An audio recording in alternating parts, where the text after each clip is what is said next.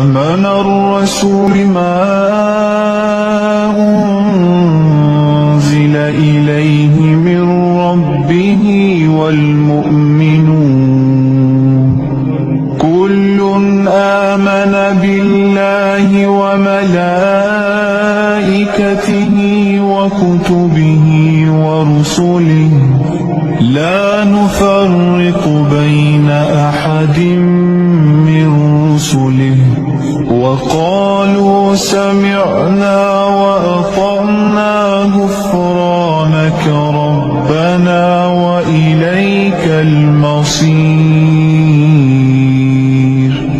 لا يكلف الله نفسا إلا وسعها لها ما كسبت وعليها ما اكتسبت ربنا لا تؤاخذنا إن نسينا أو أخطأنا ربنا لا تؤاخذنا إن نسينا أو أخطأنا ربنا ولا تحمل علينا